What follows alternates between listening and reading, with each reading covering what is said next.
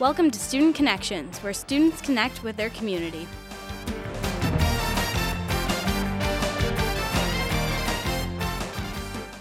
Welcome to Student Connections, a show where our students connect with their community. Today we will learn about the Marysville Rotary Club with their president and public relations officer.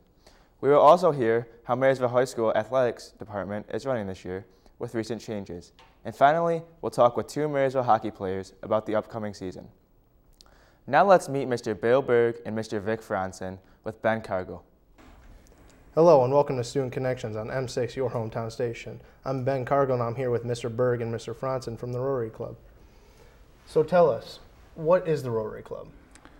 Rotary Club is a service organization founded in 1905 near the Chicago area, and basically from the Marysville Club. I'm the current president and Vic is the public relations officer. We are a local branch of an international organization. Rotary is, there's about 35,000 clubs worldwide, a little over 1.2 million members in about 200 countries. And our Marysville branch, or Marysville Club, is just a cross-section of obviously a much larger service organization.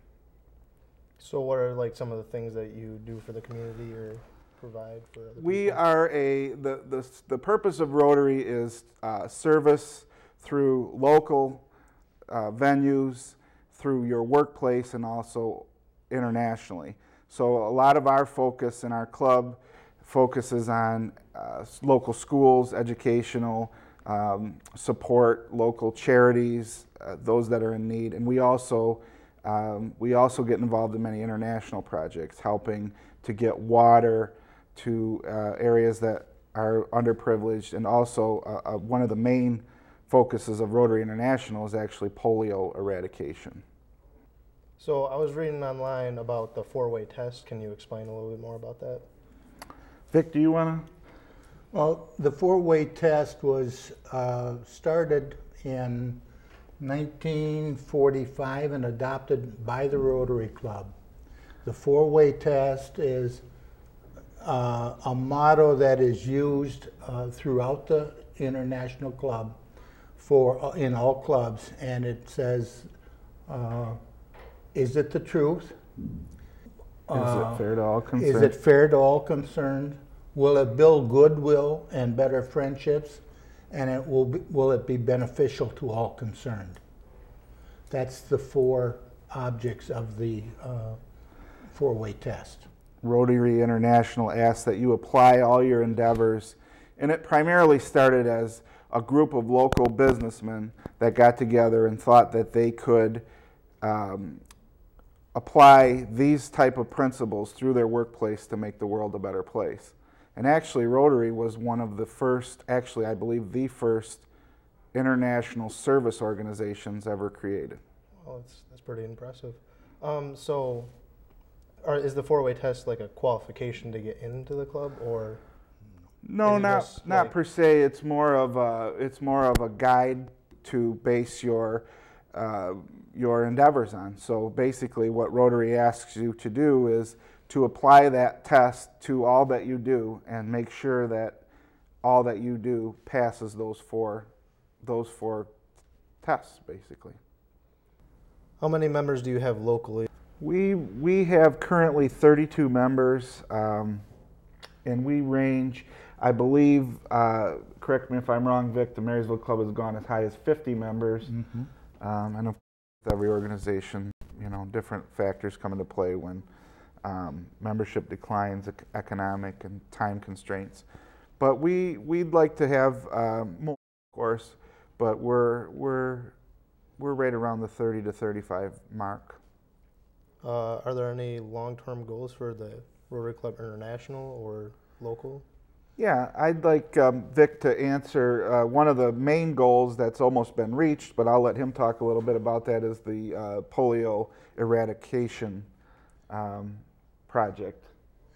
Polio has been a worldwide nuisance, shall we say, for many years.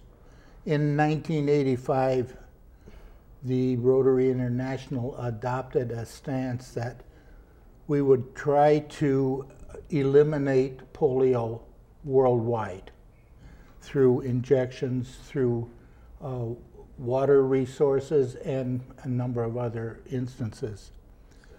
That effort was enhanced several years ago by the Bill and Melissa Gates Foundation with millions of dollars to try and help eradicate polio. In 2011, there were less than 200 reported cases worldwide. That is a tremendous endeavor, and it's working. Hopefully within the next few years we'll be able to say that there was no reported new cases.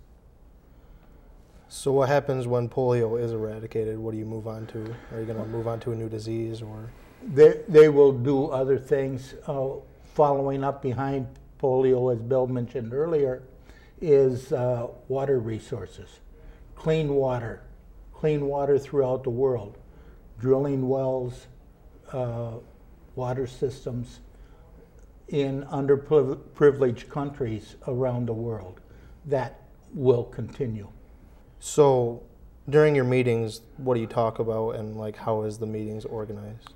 They're held at Alexander's every Tuesday at 12:05 the meetings start. And basically our general meetings, we talk a little bit about what's going on in the club. We talk about business that we need to address as a club. And then all members of the club, the local club, are charged with providing a program or a speaker one time a year or 2 times a year, depending on what we need. And we ask that they provide or recruit somebody to come in from the community that has a direct impact on the Marysville area, whether it be from schools or law enforcement. And we enjoy hearing those updates throughout our meal. So the meetings last about an hour. They're very social. It's a lot of fun. One thing I'll say about Rotary that I enjoy the most is there's a lot of different avenues that you can get involved in as far as helping from very local to international, but it's very enjoyable as well. It's very social. You get to meet people, and it becomes something that most people look forward to coming every week. Do you guys have any fundraisers that you do, or? We do. Vic is a legendary salesman for our main fundraiser as the vacation raffle draw, which we sell 300 tickets. It's $100 for the ticket, but it gets you in a chance to win a trip. We'd have a monthly drawing. There's a vacation as the first prize. The second prize is a cash prize, and then the third is a gift certificate to the River Crab restaurant. But that's a very good fundraiser, and that helps us out a lot. We also do different small various things, but we do participate in some charity poker fundraisers where we go and work a charity poker house and are able to take some of the proceeds for that. Another one that we have that's just going to be starting is our See's Candy sale. Usually in November, we sell candy. See's Candy is a California company that is very high quality, and the members are asked to sell this candy, and then we'll turn the profits back into the Rotary Club. So when do you guys take in new recruits for the club? Anytime. We're always, it's a very open organization. There's very little to becoming a member. I mean, we ask that you come to some meetings. There is a commitment as far as being able to come once a week. Obviously, that's not always possible, but there are various different ways that you can make up meetings, whether it be online or at different clubs. Like I said before, there's Rotary clubs in over 200 countries around the world, so it's very cool to go on vacation and check out a meeting. There's actually a club in Hawaii that I understand only a small fraction of the members of the weekly members that are at the meeting are actually members of that club. 65% are vacationing in the area and just check out the meeting. So anybody that ever wants to come check out a meeting, it's like I said, Tuesdays at noon. It's a fun organization to be a part of, but you get to do a lot of help too. So you mentioned that it was around the world, but where is the HQ at? The actual headquarters for Rotary International and the Rotary Foundation is in Evanston, Illinois, just outside Chicago. And Chicago is the birthplace of Rotary in 1905. Is the club organized by officers or like certain kind of committees or? There are officers. Like I said, I'm the president this year. My term will end in July. There is a board of directors, vice president, who is the president-elect typically, treasurer, secretary, and then we have trustees. 5 board of directors. Yeah, members at large. Basically, we have a couple different committees: fundraising committee, membership, vocational, international projects, and the board of directors meets monthly. And basically, it's my job as president to secure the budget for the year, run the meetings, and also handle any business that comes before us. It was a grueling election. I won by just the narrowest of margins. No, just kidding. You pretty much serve your time, and you're happy to do it. But how long do terms last, though? 1 year. Well, 1 year as president. Vic's been on and off the board for 17 years, something of that nature. Can you become president again after you've already been president? No. You can, but Certainly you can. No, it's you certainly can, but it's encouraged for everybody to experience it and do their part, and it's not for everybody. It is a little more commitment than just attending meetings, of course, but I find it very rewarding. So I'm not opposed to looking at that in the future. Well, thank you for coming in today, everyone. And we'll be back with more after this.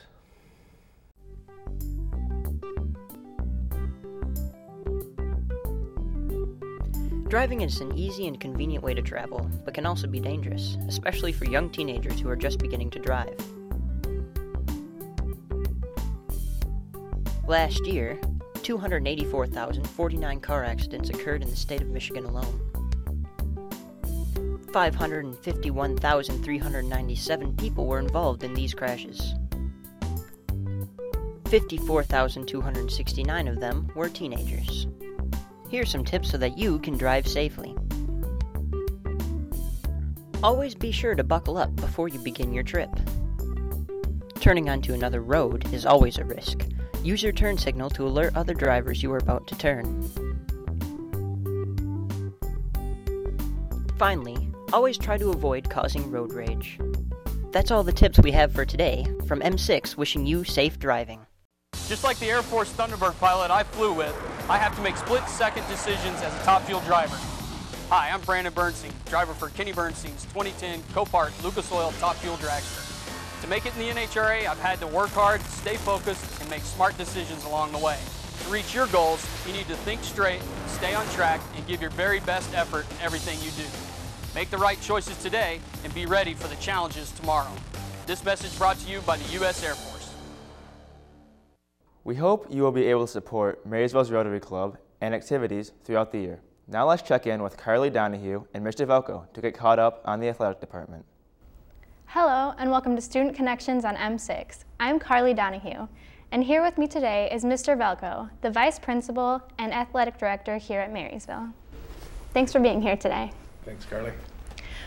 What is your job exactly here at Marysville? Like you stated, I'm the athletic director and assistant principal. I've been the assistant principal for about 15 years now, and I just had the athletic director added to start this year out. So trying to accomplish both. How difficult is it to manage both jobs? It has been difficult, and we couldn't do it. We have two amazing administrative assistants with Mrs. Watson and Mrs. Augustin, and without those two it couldn't be done. But it has taken a lot of time management, a lot of organization, and relying heavily on those two and our coaches. The assistant principal part of it, I've been doing long enough that that comes pretty easy. It does take time, but then the added time of the athletic director is a lot to do with Pam Augustin. She's done a fantastic job of keeping me organized, and hopefully the students and parents haven't noticed a big drop off in the athletic director.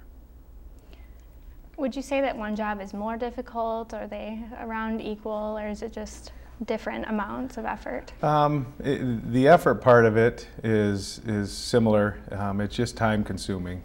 And they both have a lot of positives, being around students and being around student athletes and being around coaches. There's lots of positives, but the unfortunate aspect is there's a lot of negative energy with both jobs also, because you deal with problems. We have 800 students here, and we have over 500 student athletes participating, over 30 coaches, 40 teachers. So it is a big job. But as far as one being harder than the other, they both have a lot of pros and they both have some cons. What does being the vice principal entail exactly? It's obviously the ones that everybody knows about: attendance, discipline. We're in a fortunate situation now at Marysville. Our students are doing amazing things. So most of our discipline now is actually deals with academics, making sure students are taking care of business in the classroom. If they're not, the consequences of maybe keeping them in at lunch to do work, and the discipline revolves around that. So we're in a pretty lucky situation here. We have great kids, we have good family support, we have an amazing staff. So those are the basics, and it's kind of transcended into more of an academic student leader than the old school assistant principal that was just all discipline. Mm-hmm. So would you say with all of the discipline you take more control of that, or is it an equal amount between? No, most of the discipline falls on my shoulders with the students, and Mr. Farnsworth has a lot of his own. There's been a lot of changes in the principal's job too. The teacher evaluation piece has really changed a lot in the past year due to state laws and regulations. So he's been, kind of overwhelmed with the teacher evaluation piece of it. So yeah, most of the student issues, although he helps tremendously a lot on some of the major student issues that we have, but the day-to-day stuff pretty much it falls on my shoulders. How do you divide the different jobs between you and Mr. Farnsworth within the school? We've worked together long enough that it just kind of happens. He knows, when I need help. I know when he needs help. We've been working together for over 15 years now. So, most of the staff-related duties are his, and most of the student-related duties are mine. But I'm sure the students have noticed he's been a lot more involved with students in the last 4 or 5 years. And I was starting to get more involved with the staff the last 3 or 4 years until now with this new athletic director position. I've had to kind of put that on the back burner a little bit, but so we work together well. How necessary do you think it is to have both principals within the school? Oh, it's a necessity, and we're actually right at the low end threshold for administrators in a building our size with 800 students. Like I said, over 500 athletes, over 30 coaches, and over 40 staff members. That's about the threshold where you actually have 3 administrators. And we had 3 up until a year ago. So we're right on that low-end threshold. We definitely need both, and we definitely need a lot of help, and we get that from our administrative assistants. So overall, how do you think the school year is going so far? Actually, it's been an outstanding year. With minimal, a lot of small day-to-day issues, but minimal issues. I think the fall athletic season went well. We had several league championships, district championships, some state qualifiers individually. So the fall athletics went wonderful. We didn't have a whole lot of issues with that, which I was afraid of with it being my first fall and first go at it. And then the academic year has been awesome. We've had very few issues in the building, so we're off to a great start. Now, talking about your job as the athletic director, what do you do exactly?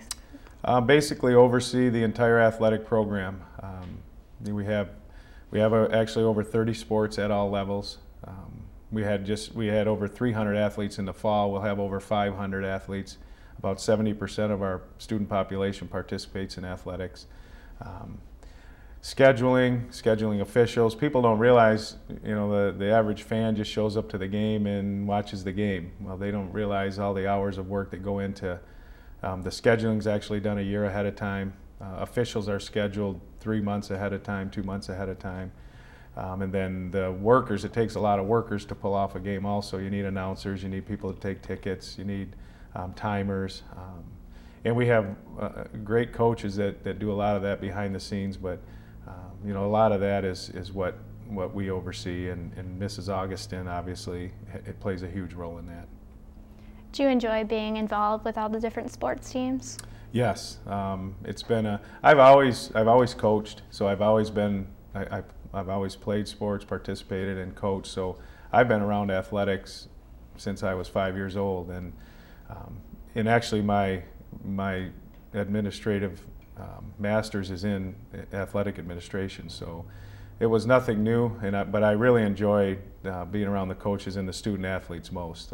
It's been a nice change. It's been busy, but it has been a nice change. What's your favorite sport to be involved with?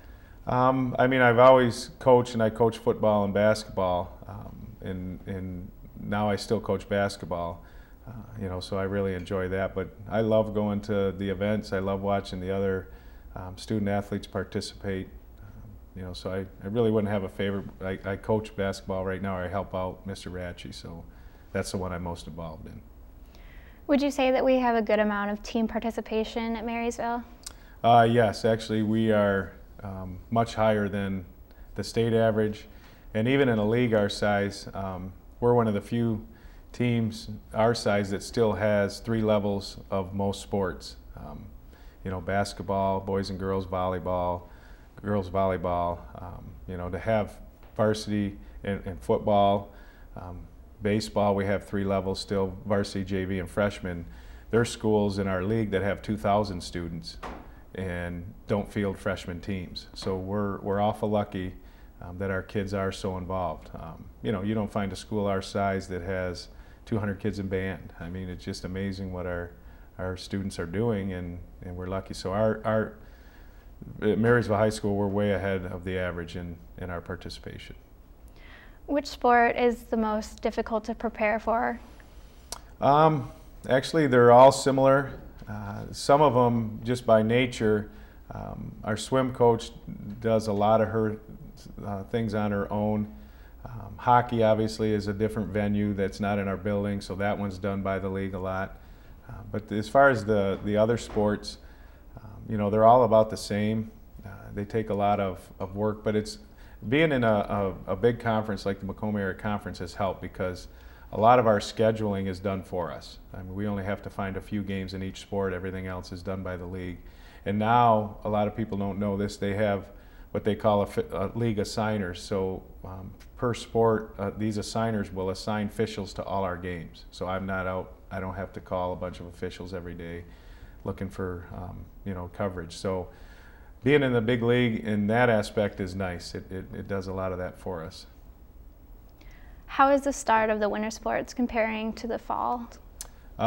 We had like I said, we had a great fall. We had a lot of championships, and our turnout for winter has been great. We've actually had to make cuts, which isn't good, but it shows that we have a lot of participation. We have good numbers at all levels, and we have great coaches. Our spring coaches are really good, and they've won a lot of championships in the past.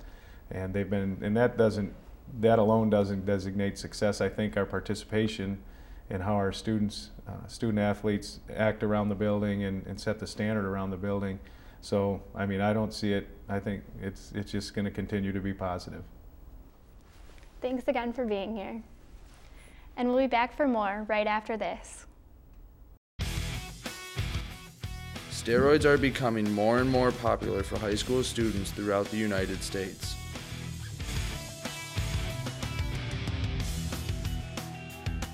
Other names for steroids are juice, roids, gym candy, and pumpers.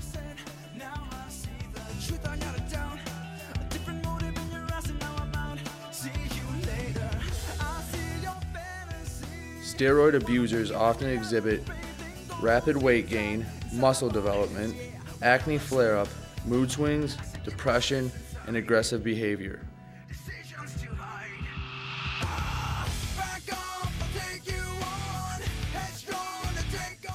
For more information, call 1-866-643-6144 or visit www.thegooddrugsguide.com. Is that thing getting closer? Look how high that thing's going. Look out there, look at the debris. Give me the camera. No, just drive, I've got it. Zoom in, zoom in. I can't believe this is happening. Oh, the size of that thing. It's everywhere. Are you getting this? Yeah, I've got it. What was that? It's the National Guard. How'd they get here so fast? I don't know. Pull over, pull over. Do you have what it takes to head into the heart of the storm? Check out NationalGuard.com. With the winter season underway, Mr. Velko certainly has his hands full. In fact, our hockey team is often skating. Joe Volstead has two captains with him now. Hi, I'm Joel Pizzo, here with Kyle Hyde and Dom Check from the Marysville Hockey team. Hi guys, thanks for joining us. No problem. So, how do you think this season will be compared to last season? Well, last year we had a great year, and there's always room for improvement, so we'd like to do better. That's good. Who are you guys' captains this year? Myself, Kyle, and Kyle King. How did you guys pick your captains? It was pretty much based off of experience. Kyle King is this will be his third year returning to the team, and this is also me and Kyle's third year returning. So, experience, I guess. All right. How did you guys' Thanksgiving tournament go? It didn't go as great as we wanted it to, but we have a young team, so we're looking to get better. Yeah, we dropped two that we think that we probably should have won. We didn't play anywhere near our potential, so I mean, it's something that we definitely got to get back to practice, and get going again and just get better. Now, what does a normal practice look like for you? High intensity, usually pretty fast. It's been pretty slow though, because we got a lot of young kids. So, but intensity usually high and it's fast. So, how do you think junior Mike Gaffney is looking to take the net? He's doing great so far. He's had a few starts and he's come up big. He's helped us get a win, so he's doing really good. We'd like to see what he can do for the rest of the year. Without your graduated seniors, how can the team produce enough offense? We just gotta play as a team. Kids are gonna step up.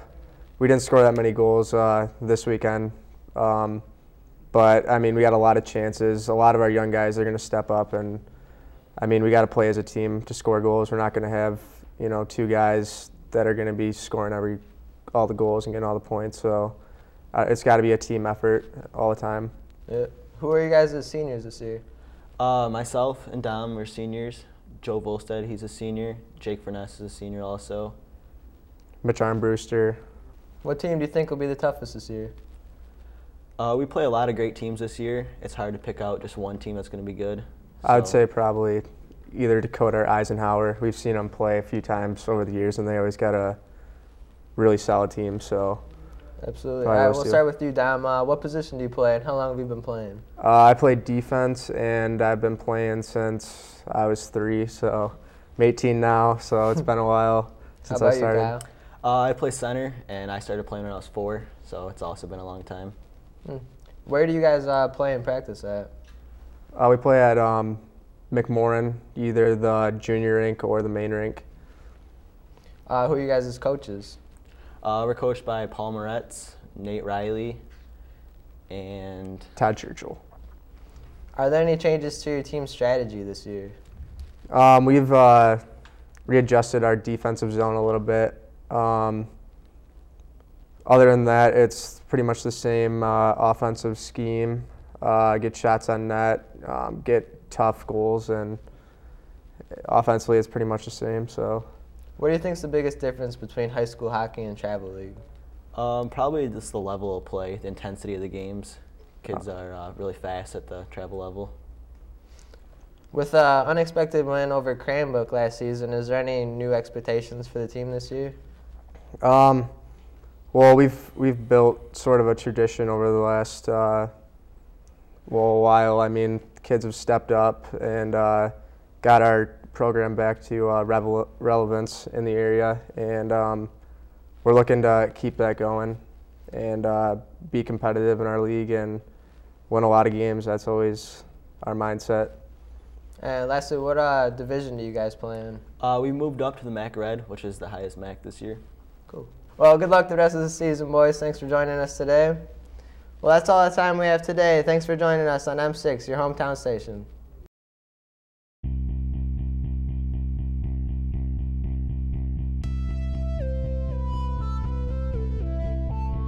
Every day, 1,200 people are injured in car crashes involved with distracted drivers.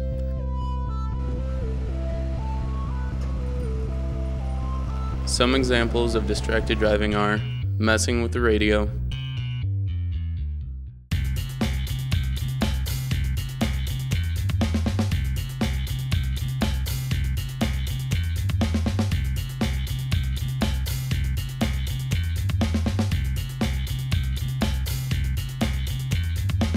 texting while driving,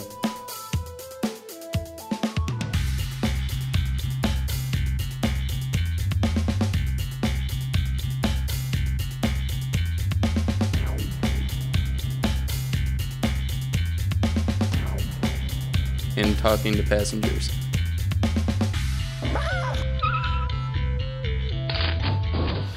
Is having fun worth your life? To learn more, go to www.distraction.gov. They've stormed beaches and freed countries. They've raised our flag and our hope. They've been called leathernecks. They've been called devil dogs. But above all, they're called Marines. I hope you enjoyed our show today. Join us again next time for more interesting people and programs in our community. I'm Ryan Lito for M6, your hometown station.